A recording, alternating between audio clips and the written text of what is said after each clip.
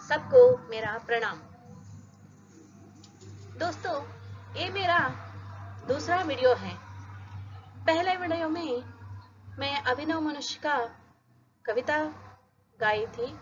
अभी अभिनव मनुष्य का सारांश बताने जा रही हूँ, हिंदी में भी और कन्नड़ा में भी। तो इससे पहले हम अभिनव मनुष्य का जो कवि हैं श्री रामधारी सिंह दिनकर, उनके बारे में जानेंगे। कवि हैं श्री रामधारी सिंह दिनकर। तो देखिए, और उनका नाम मतलब कवि का नाम श्री रामधारी सिंह दिनकर, और कवि का जन्म हुआ है 1908 को बिहार राज्य के मुंगेर जिले में हुआ था।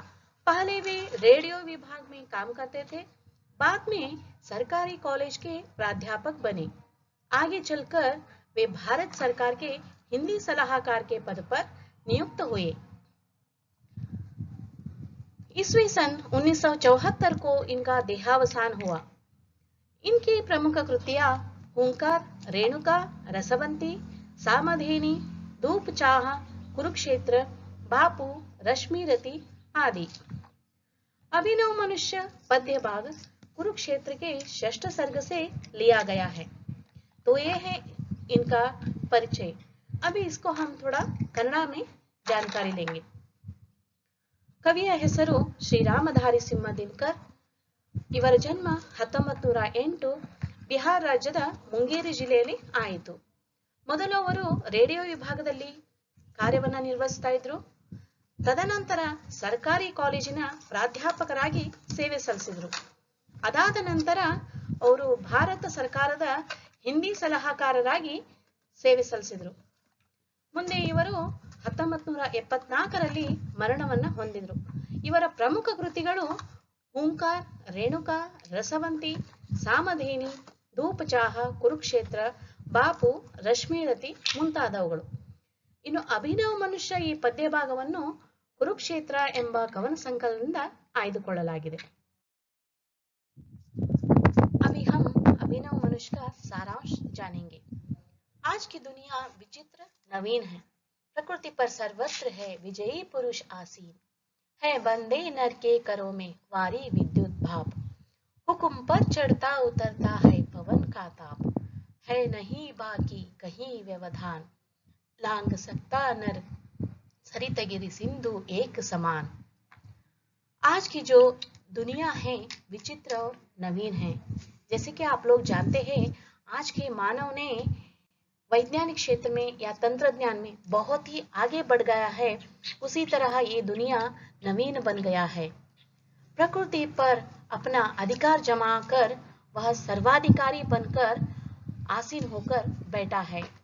उसी तरह अपने हाथ में वारी विद्युत भाप को बांध कर रखा है। वारी का मतलब है पानी, और विद्युत आप जानते हैं, और भाप का मतलब होता है आवी। इन तीनों को अपने हाथ में बांधकर रखा है। हुक्म पर चढ़ता उतरता है पवन का ताप। हुक्म का मतलब होता है आदेश। उसके आदेश के अनुसार पवन का ताप उतरता और चढ़ता है नहीं बाकी कहीं व्यवधान। उसको अभी कोई रुकावट नहीं है, क्योंकि उसको रोकने वाला कोई नहीं है, बस वह आगे बढ़ते चला जा रहा है। उसी तरह लांग सकता है नर सरित गिरि सिंधु एक समान। वह सरित, सरित का मतलब होता है नदी, गिरि का मतलब पर्वत, सिंधु का मतलब सागर। इन तीनों को एक समान लांग सकता है। तो यहाँ अभी हम इस सारांश को कन्नड़ में जानेंगे। ಇವತ್ತಿನ ಒಂದು ಜಗತ್ತು ಏನಿದೆ, ಇದು ತುಂಬಾ ವಿಚಿತ್ರ ಮತ್ತು ನವೀನವಾಗಿದೆ. ಪ್ರಕೃತಿಯ ಮೇಲೆ ಮನುಷ್ಯನು ಸರ್ವಾಧಿಕಾರಿಯಾಗಿ ಕುಳಿತುಕೊಂಡು ಒಂದು ವಿಜಯಿ ಪುರುಷ ಅಂತ ಹೇಳಿ ಅನಿಸ್ಕೊಂಡಿದ್ದಾನೆ. ಯಾಕಂದ್ರೆ ಅವನು ಒಂದು ಎಲ್ಲ ಕ್ಷೇತ್ರಗಳಲ್ಲೂ ವೈಜ್ಞಾನಿಕ ಮತ್ತು ತಂತ್ರಜ್ಞಾನ ಕ್ಷೇತ್ರಗಳಲ್ಲಿ ಇವತ್ತು ಎಷ್ಟು ಮುಂದುವರೆದಿದ್ದಾನೆ ಅಂತ ಹೇಳಿದ್ರೆ, ಇಡೀ ಒಂದು ಪ್ರಕೃತಿಯನ್ನೇ ತನ್ನ ಕೈಯಲ್ಲಿ ಇಟ್ಟುಕೊಂಡು ಅವನು ಹೇಗೆ ಬೇಕಾದರೂ ಕೂಡ ಆ ಪ್ರಕೃತಿಯನ್ನ ಆಡಿಸಬಲ್ಲ. ಆ ರೀತಿಯಾಗಿ ಮನುಷ್ಯ ಇವತ್ತು ಮುಂದುವರೆದಿದ್ದಾನೆ. ಇನ್ನು ತನ್ನ ಕೈಗಳಲ್ಲಿ ಅವನು ನೀರು ವಿದ್ಯುತ್ ಶಕ್ತಿ ಮತ್ತು ಆವಿ ಶಕ್ತಿಯನ್ನ ಹಿಡಿದಿಟ್ಟುಕೊಂಡಿದ್ದಾನೆ. ನೀವೇ ನೋಡಿರಬಹುದು ನೀರು ಹೇಗೆ ಅಂತ ಹೇಳಿದ್ರೆ, ಈಗ ನದಿಗಳಿಗೆ ಕಾಲುವೆಗಳನ್ನ ಕಟ್ಟಿಕೊಂಡು ಹಾಗೂ ನೀರಾವರಿ ವ್ಯವಸ್ಥೆಯನ್ನು ಮಾಡಿಕೊಂಡು ಡ್ಯಾಮ್ ಅಂತ ಅಣೆಕಟ್ಟುಗಳನ್ನ ಕಟ್ಟಿಕೊಂಡು ಎಲ್ಲಾ ರೀತಿಯಾಗಿ ಕೃಷಿ ಕ್ಷೇತ್ರಗಳಿಗೆ ಬಳಸ್ಕೊತಾ ಇದ್ದಾನೆ ಹಾಗೂ ಕೈಗಾರಿಕಾ ಕ್ಷೇತ್ರಗಳಿಗೆ ಬಳಸ್ಕೊತಾ ಇದ್ದಾನೆ. ಅದೇ ರೀತಿಯಾಗಿ ಇನ್ನು ವಿದ್ಯುತ್ ಶಕ್ತಿ ಮತ್ತು ಇನ್ನು ಆವಿ ಶಕ್ತಿಯನ್ನು ಕೂಡ ಅವನು ಏನಂತ ಹೇಳಿದ್ರೆ ತನಗೆ ಹೇಗೆ ಬೇಕೋ ಅವನು ಹಾಗೆ ಬಳಸ್ಕೊತಾ ಇದ್ದಾನೆ. ಇವತ್ತು ನಾವು ಒಂದು ಬೆಳಕಿನಲ್ಲಿನೇ ರಾತ್ರಿ ನಾವು ಬೆಳಕಿನಲ್ಲಿ ಕಳೀತಾ ಇದ್ದೀವಿ ಅಂತ ಹೇಳಿದ್ರೆ, ನಾವು ಲೈಟಿನ ಬೆಳಕಿಲ್ದೇನೆ ಇವತ್ತು ನಮ್ಗೆ ಯಾವುದೇ ಕೆಲಸ ಆಗೋದಿಲ್ಲ ಅಂತ ಅದಕ್ಕೆ ಕಾರಣ ಅಂತ ಹೇಳಿದ್ರೆ ಇವತ್ತು ಮನುಷ್ಯ ಅಷ್ಟೊಂದು ಮುಂದುವರೆದಿದ್ದಾನೆ ಅಂತ ಅರ್ಥ. ಇನ್ನು ಆವಿ ಶಕ್ತಿ ಅಂತ ಹೇಳಿದ್ರೆ, ಈ ಮಳೆ ಬರ್ಲಿಲ್ಲ ಅಂದ್ರೂ ಕೂಡ ಅವನು ಅಂತ ಹೇಳಿದ್ರೆ ಆವಿ ಶಕ್ತಿಯನ್ನ ತಾನೇ ಸೃಷ್ಟಿ ಮಾಡಿ ಮಳೆಯನ್ನ ಬರಿಸುವಂತ ಶಕ್ತಿಯನ್ನ ಹೊಂದಿದ್ದಾನೆ. ಅದೇ ರೀತಿಯಾಗಿ ಅವನ ಆದೇಶದಂತೆ ಇವತ್ತು ಪವನ ಶಕ್ತಿ ಅಂತ ಗಾಳಿ ಶಕ್ತಿ ಅಂತ ಏನ್ ಹೇಳ್ತೀವಿ, ಆ ಗಾಳಿ ಶಕ್ತಿಯು ಅವನ ಆದೇಶದಂತೆನೆ ನಡೀತಾ ಇದೆ. ಯಾಕಂತ ಹೇಳಿದ್ರೆ ದೊಡ್ಡ ದೊಡ್ಡ ಪರ್ವತ ಪ್ರದೇಶಗಳಲ್ಲಿ ದೊಡ್ಡ ದೊಡ್ಡ ಫ್ಯಾನುಗಳನ್ನ ಹಾಕಿಕೊಂಡು ಅವನು ಗಾಳಿ ಶಕ್ತಿಯನ್ನ ಉತ್ಪಾದನೆ ಮಾಡ್ತಾ ಇದ್ದಾನೆ. ಅದೇ ರೀತಿಯಾಗಿ ಆ ಮನುಷ್ಯನಿಗೆ ಇವತ್ತು ಯಾರೂ ಕೂಡ ತಡೆಯುವವರಿಲ್ಲ, ಅವನಿಗೆ ಯಾವುದೇ ರೀತಿಯಾದ ಅಡೆತಡೆಗಳಿಲ್ಲ. ಯಾಕಂತ ಹೇಳಿದ್ರೆ ಅವನು ಒಂದೇ ಸಮಾನವಾಗಿ ಒಂದು ನದಿಗಳನ್ನಾಗ್ಲಿ ಅಥವಾ ಪರ್ವತಗಳನ್ನಾಗ್ಲಿ ಸಮುದ್ರಗಳನ್ನಾಗ್ಲಿ ಒಂದೇ ಸಮಾನ ಅವನು ಜಿಗಿಯುವವನಾಗಿದ್ದಾನೆ. ಲಾಂಗನ ಅಂದ್ರೆ ಜಿಗಿಯುವುದು ಅಂತ ಅರ್ಥ. ಆ ರೀತಿಯಾಗಿ ಅವನು ಏನಂತ ಹೇಳಿದ್ರೆ ನದಿಗಳಿಗೆ ಹಾಗೂ ಪರ್ವತಗಳಿಗೆ ಈ ಸರೋವರಗಳಿಗೆ ಅಥವಾ ಸಮುದ್ರಗಳಿಗೆ ಏನಂತ ಹೇಳಿದ್ರೆ ದೊಡ್ಡ ದೊಡ್ಡ ಸೇತುವೆಗಳನ್ನ ಕಟ್ಟಿಕೊಂಡು ಹಾಗೂ ಹಡಗಿನ ಮೂಲಕ ಅವನೇನಂತ ಹೇಳಿದ್ರೆ ತನ್ನ ವ್ಯವಹಾರಗಳನ್ನ ಮಾಡ್ತಾ ಇದ್ದಾನೆ. ಮತ್ತು ಸೇತುವೆಗಳ ಮೂಲಕ ಅವನು ದಾಟಿ ಹೋಗ್ತಾ ಇದ್ದಾನೆ ಅಂತಂದ್ರೆ ಇದ್ರ ಮೂಲಕನೇ ಗೊತ್ತಾಗುತ್ತೆ ಅವನು ಯಾವ ರೀತಿಯ ದಾಟ್ತಾ ಇದ್ದಾನೆ ಅಂತ ಹೇಳಿ. ಹೀಗೆ ನಾವು ಇದರಲ್ಲಿ ಈ ಒಂದು ಭಾಗದಲ್ಲಿ ತಿಳಿದುಕೋಬಹುದು. ಇಲ್ಲಿ ನೋಡಿ, ತನ್ನ ಕೈಯಲ್ಲಿ ಏನೇನು ಯಾವ ರೀತಿ ಹಿಡಿದಿಟ್ಕೊಂಡಿದ್ದಾನೆ ಅಂತ ಹೇಳಿ ನೀವು ನೋಡಬಹುದು. ನೀರು, ವಿದ್ಯುತ್ ಶಕ್ತಿ ಮತ್ತು ಆವಿ ಶಕ್ತಿಯನ್ನ ಮನುಷ್ಯನ ಕೈಯಲ್ಲಿ ನಾವು ನೋಡಬಹುದು. ಇನ್ನು ಮುಂದಿನ ಭಾಗದಲ್ಲಿ ಯಹ ಮನುಜ್ ಜಿಸ್ಕಾ ಗಗನ್ ಮೇ ಜಾ ರಹಾ ಹೈ ಯಾನ್ ಕಾಂಪತೆ ಜಿಸ್ಕೆ ಕರೋಂ ಕೋ ದೇಖ್ ಕರ್ ಪರಮಾಣು. ಯಹ ಮನುಜ್, ಈ ಮನುಷ್ಯ, ಇವನ ಒಂದು ಯಾನ ಎಲ್ಲಿ ಹೋಗ್ತಾ ಇದೆ ಅಂತಂದ್ರೆ ಗಗನ ಅಂದ್ರೆ ಆಕಾಶ, ಆಕಾಶದಲ್ಲಿ ಹೋಗ್ತಾ ಇದೆ. ಕಾಂಪತೆ ಜಿಸ್ಕೆ ಕರೋಂ ಕೋ ದೇಖ್ ಕರ್ ಪರಮಾಣು, ಪರಮಾಣು ಇವತ್ತು ಇವನ ಕೈಯನ್ನ ನೋಡಿ ನಡುಗ್ತಾ ಇದೆ. जैसे आप लोग जानते हैं यह मनुज इसका गगन में जा रहा, आसमान में इसका यान जा रहा है. यान मतलब हम एरोप्लेन या हवाई जहाज कहते हैं या रॉकेट हम कह सकते हैं. कोई भी हो यह मनुष्य के हिसाब से ही चलते हैं. उसी तरह कांपना नड़गुವುದು, कांपते जिसके करों को उसके करों को देखकर परमाणु भी कांपते हैं. क्योंकि हम रॉकेट में परमाणु का उपयोग करते हैं, वो भी उसके करों को देखकर कांप रहे हैं. यह मनुज जो सृष्टि का श्रृंगार, ज्ञान का विज्ञान का आलोक का आगार, व्योम से पाताल तक सब कुछ इसे है गे, पर न यह परिचय मनुज का यह न उसका श्रेय. यह मनुज, ये जो मनुष्य है यह सृष्टि का श्रृंगार बना हुआ है और ज्ञान का विज्ञान का आलोक का आगार बना हुआ है. पूरे लोक का आगार का मतलब खनिज हम बोलते हैं. वैसे वह मनुष्य पूरे कितने ज्ञान उसमें भरा हुआ है और विज्ञान का शक्ति उसमें है. कोई भी इस भूमि पर या इस धरती पर जीव राशि हम देखते हैं, सबसे बुद्धिमान हम किसे कहते हैं? मनुष्य को ही कहते हैं. सबसे ज्ञान किसमें है? मनुष्य को है. तो इससे हम पता कर सकते हैं कि वह ज्ञान विज्ञान का खनिज है. व्योम से पाताल तक सब कुछ इसे है. ये व्योम आकाश के या आसमान के उस पार, आसमान से, आसमान में जो पूरे जो तारे हैं या पूरे ग्रह हैं, जो सौरमंडल हम कहते हैं, सौरमंडल का पूरा ज्ञान मनुष्य को है. उसी तरह पाताल में क्या है, कितने खनिज संपत्ति है. और अभी हम जैसे कि गहने हम जो उपयोग करते हैं, जैसे सोने का वस्तु हो या चांदी का या पीतल या तांबा, ऐसे अनेक तरह के हम जो खनिज संपत्ति हम उपयोग करते हैं, उस सभी का ज्ञान मानव को है। उसी तरह पाताल से हम पेट्रोलियम भी निकालते हैं, डीजल भी निकालते हैं, ये सभी पाताल से ही हम निकाल सकते हैं।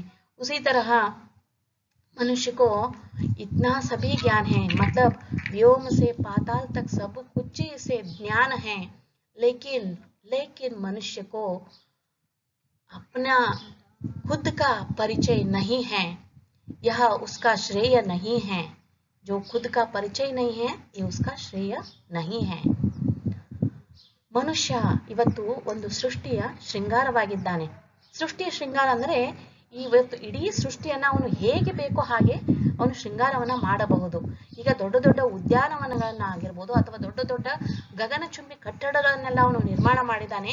ಇವತ್ತು ಇಂಥ ಸೃಷ್ಟಿನ ನಾವು ನೋಡ್ತಾ ಇದ್ದೀವಿ ಅಂದ್ರೆ ಇಡೀ ಭೂಮಿಯಲ್ಲೇ ಇಂಥ ಸುಂದರ ಗ್ರಹ ಯಾವುದೂ ಇಲ್ಲ ಅಂತ ಹೇಳಿದ್ರೆ, ಅಂದ್ರೆ ಇಡೀ ಭೂಮಿ ಅನ್ನೋದಕ್ಕಿಂತ ಸೌರ ಮಂಡಲದಲ್ಲಿನೇ ಇಂಥ ಒಂದು ಸುಂದರ ಗ್ರಹ ಯಾವುದೂ ಇಲ್ಲ. ಅದಕ್ಕೆ ಕಾರಣ ಏನಂತ ಹೇಳಿದ್ರೆ ಒಂದು ಮನುಷ್ಯನ ಬುದ್ಧಿಶಕ್ತಿ ಅಂತ ಹೇಳ್ಬೋದು.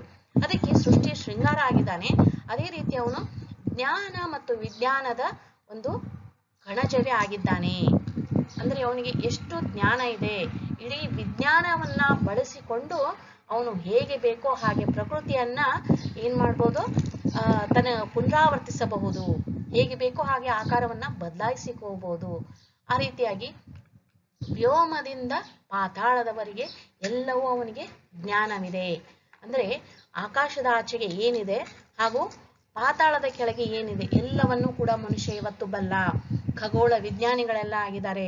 ಆಕಾಶದಲ್ಲಿ ಏನೇನ್ ನಡೀತಾ ಇದೆ, ಎಷ್ಟೋ ಉಪಗ್ರಹಗಳನ್ನ ಅವನು ಬಿಟ್ಟು ಅದರ ಒಂದು ಜ್ಞಾನವನ್ನ ಅವನು ತಿಳ್ಕೊತಾ ಇದ್ದಾನೆ. ಅಂದ್ರೆ ಆಕಾಶದ ಒಂದು ವ್ಯೋಮದಲ್ಲಿ ಏನೇನ್ ನಡೀತಾ ಇದೆ ಅನ್ನೋದು ಕೂಡ ತಿಳಿತದೆ. ಅದೇ ರೀತಿಯಾಗಿ ಪಾತಾಳದಲ್ಲಿ ನಾವು ಎಷ್ಟೋ ಖನಿಜ ಸಂಪತ್ತಿಗಳಾಗಿರ್ಬೋದು ಅಥವಾ ನಮಗೆ ನಾವು ಬಳಸಿಕೊಳ್ಳುವಂತಹ ಎಲ್ಲಾ ರೀತಿಯಾದ ಒಂದು ಚಿನ್ನ, ಬೆಳ್ಳಿ, ತಾಮ್ರ, ಹಿತ್ತಾಳೆ ಇಂಥ ಒಂದು ವಸ್ತುಗಳಾಗಿರ್ಬೋದು, ಎಲ್ಲವೂ ನಮಗೆ ಒಂದು ಪಾತಾಳದ ಭೂಮಿಯ ಅಡಿಯಲ್ಲೇ ಸಿಗುತ್ತದೆ ಅಂತ ಹೇಳಿದ್ರೆ ಅದೆಲ್ಲರ ಜ್ಞಾನ ಮನುಷ್ಯನಿಗಿದೆ. ಆದರೆ ಇಷ್ಟೆಲ್ಲಾ ಜ್ಞಾನ ಉಳ್ಳಂತಹ ಮನುಷ್ಯ ಅವನಿಗೆ ಸ್ವತಃ ತಾನು ಯಾರು ಅನ್ನುವಂಥ ಪರಿಚಯವೇ ಅವನಿಗೆ ಮರೆತು ಹೋಗಿದೆ. ಅವನಿಗೆ ಅದೇ ಒಂದು ಪರಿಚಯ ಇಲ್ಲ. ಅದಕ್ಕೆ ಇದು ಅವನ ಶ್ರೇಯಸ್ಸು ಅಲ್ಲ ಅಂತ ಹೇಳಿ ಇಲ್ಲಿ ಕವಿಗಳು ಹೇಳ್ತಾ ಇದ್ದಾರೆ.